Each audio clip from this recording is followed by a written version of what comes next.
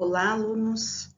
Vamos agora falar sobre a estrutura química dos lipídios. Lembrando que a gente já viu sobre carboidratos e proteínas, e agora falta a gente conhecer os lipídios. Então, vamos começar a falar das gorduras. Uma característica importante das gorduras é que elas são insolúveis em água. E o que deixa essa estrutura tão insolúvel em água? Carbonos. As gorduras, elas são compostas por muitos carbonos. Quanto mais carbono na estrutura da gordura, mais insolúvel será essa gordura. Então, essa é uma característica importante. A estrutura química a gente já vai ver mais para frente. Agora eu vou falar um pouquinho das funções. As gorduras têm funções importantes no nosso corpo, sendo que a mais conhecida é a reserva energética. Então, a gente viu que glicose a gente consegue estocar, porém, a gente tem uma capacidade limitada de estocar glicose. Então, o nosso fígado não consegue aumentar de tamanho para armazenar mais glicose. Então, se eu tiver um excesso de glicose no meu corpo, eu vou converter esse excesso em gordura e vou mandar lá para o tecido adiposo. E lá, esse tecido é capaz de aumentar de tamanho. Então, eu consigo reservar energia no meu organismo de forma ilimitada, na forma de gordura. Então, além de reserva energética, as gorduras também funcionam como moléculas que compõem a nossa membrana plasmática. Então, lembrando que as nossas células são compostas por moléculas chamadas de fosfolipídios, ou seja, temos gorduras na membrana plasmática. E isso vai ser super importante, porque não é qualquer corpo estranho que consegue atravessar essa bicamada de gordura. Outras funções: lubrificante. Então, nas nossas articulações, a gente tem lubrificantes que são compostos por gorduras. Amortece impacto e isolante térmico. Então, tecido adiposo também serve para amortecer impactos e também serve como um isolante térmico. E outras atividades. Existem gorduras que funcionam no nosso organismo como hormônios. Eu falei para vocês que muitos hormônios são proteínas, porém, temos hormônios que são constituídos de gorduras. Exemplo, os hormônios sexuais, testosterona, estrogênio, progesterona, são hormônios derivados do colesterol, que é um tipo de gordura. Existem diferentes gorduras no nosso organismo, sendo que a mais comum são os triglicerídeos ou triacilgliceróis. Essa é a principal gordura que a gente encontra na dieta e no nosso organismo. Vocês vão ver que no tecido adiposo a gente armazena a gordura na forma de triglicerídeo. Além dos triglicerídeos, a gente também tem os esteroides, que é a classificação aí para o colesterol, fosfolipídios, que são aquelas gorduras da nossa membrana plasmática, cerídeos, que são as ceras, e os carotenoides, que são pigmentos aí de plantas. Então, a gente vai começar a falar dos triglicerídeos, que é a principal gordura que a gente tem aí no nosso organismo e na alimentação. Então, vamos falar aí dos triglicerídeos ou triacilgliceróis. Então, quimicamente, o que são os triglicerídeos?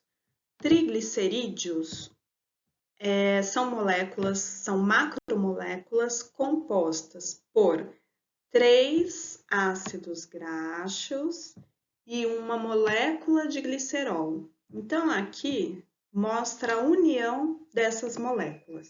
Então, eu tenho aqui o glicerol, que é um triálcool, são 3 carbonos ligados a 3 hidroxilas. Esse glicerol vai reagir com os ácidos graxos. O que são os ácidos graxos? Os ácidos graxos, a gente vai falar um pouquinho mais sobre a estrutura química dessas moléculas, mas são compostas por um ácido carboxílico, que vocês já viram na composição do aminoácido, é um carbono que faz dupla ligação com o oxigênio e uma ligação simples com uma hidroxila, que é o OH. Esse R seria a cadeia de carbonos. Lembra que eu falei que as gorduras têm muitos carbonos? Então, os ácidos graxos podem ter 18, 24 carbonos. Então, uma maneira da gente simplificar essa longa cadeia de carbonos é colocar a letra R. Então, vamos olhar essa reação. Então, o que vai acontecer? Essa hidroxila do glicerol vai reagir com esse hidrogênio da hidroxila do ácido graxo. Então, lembrando, 2 hidrogênios junto com um oxigênio forma água. Então, a água sai e forma-se uma ligação entre carbono do ácido graxo e carbono do glicerol. Então, vejam aqui, ó, o oxigênio que sobrou ligando os 2 carbonos. Essa ligação foi formada nos 3 ácidos graxos. Então, aqui eu tenho um ácido graxo, 2 ácidos graxos e 3 ácidos graxos. E a molécula de glicerol. Então, pessoal, o triacilglicerol ou triglicerídeo vai ser composto por 3 ácidos graxos e 1 glicerol. Essa reação a gente fala que é uma reação de esterificação. Então, o que é importante vocês saberem? Do que é composta os triacilgliceróis. 3 ácidos graxos e uma molécula de glicerol. Então, isso é fundamental a gente saber. Vamos falar um pouquinho mais sobre os ácidos graxos. Então, a gente viu que os ácidos graxos são gorduras que compõem a molécula de triglicerídeo. O ácido graxo, eu falei para vocês que tem o ácido carboxílico, que é C-O-OH,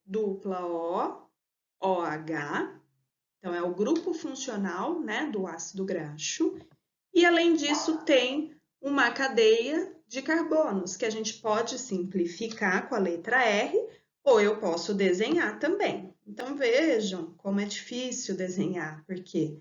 Porque são muitos carbonos. As gorduras, elas são insolúveis em água, porque tem essa longa cadeia de carbonos. É isso que deixa a gordura insolúvel em água. Lembrando, gente, cada carbono vai fazer 4 ligações. Por isso que eu completo aqui com os hidrogênios, tá? Então, o carbono sempre vai fazer 4 ligações. Por isso que a gente completa a molécula com hidrogênio. Então, vejam aqui um exemplo de ácido graxo, composto por ácido carboxílico e uma cadeia de carbonos. Pessoal, nesse slide, eu gostaria só de relembrar com vocês os grupos funcionais que a gente aprendeu. Então, quando a gente falou de glicose, vocês aprenderam 2 grupos funcionais. Vocês aprenderam sobre o aldeído, que é C-O-OH, esse é o aldeído que está presente na glicose. Aí vocês aprenderam que existe também um grupo que é a cetona, que está na frutose, lembra? Que é um carbono, dupla ligação com o oxigênio. e aprenderam sobre o ácido carboxílico, que está presente no aminoácido e está presente no ácido graxo. Então, o que é o ácido carboxílico? C-O-O-H. E além disso, vocês viram que o aminoácido tem o grupo amino, que é NH2. Então, aqui só para relembrar os grupos que vocês estudaram que compõem essas macromoléculas que são os carboidratos, os lipídios e as proteínas. Agora a gente vai falar um pouquinho de gorduras saturadas e insaturadas. Então, é um termo que a gente ouve muito falar. A gente sabe, nossa, gordura saturada faz mal para a saúde, então todo mundo já ouviu falar disso. Quimicamente, o que seria uma gordura saturada? As gorduras saturadas são aqueles triglicerídeos que têm na sua composição apenas ácidos graxos saturados. O que seria saturado? São ácidos graxos que têm essa cauda de carbonos ligados por ligações simples, ou seja, não é ligado por dupla ligação. Então, vocês verificam aqui que entre os carbonos eu tenho apenas ligações simples, não existe duplas ligações. Isso é um ácido graxo saturado. E o insaturado? O insaturado é quando apresenta uma ou mais ligações duplas entre os carbonos. Esqueçam a dupla com o oxigênio do ácido carboxílico. Eu estou falando da cadeia de carbonos.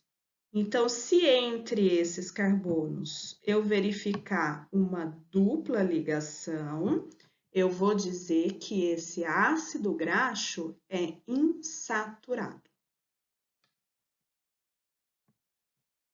Então, vamos falar um pouquinho mais das gorduras saturadas e insaturadas.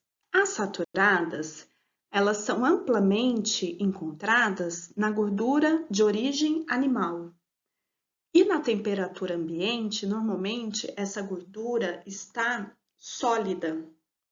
Por quê? Porque ela tem um ponto de fusão, que seria a passagem do sólido para o líquido, alto. Ou seja, a temperatura que eu preciso para deixar essa gordura no estado líquido é uma temperatura elevada. Então, por exemplo, a manteiga de origem animal, que vem lá do leite. A manteiga, na temperatura ambiente, ela não é dura. O que eu preciso fazer para passar essa manteiga para o estado líquido? Aquecer, porque o ponto de fusão das gorduras saturadas é alto, é uma temperatura mais alta, o que é bem diferente das gorduras insaturadas. As gorduras insaturadas, elas são encontradas amplamente nos alimentos de origem vegetal. Então, por exemplo, o óleo de soja é a gordura extraída da soja. Quando eu pego esse óleo de soja na temperatura ambiente, está no estado líquido, porque o ponto de fusão dessas gorduras insaturadas é baixo.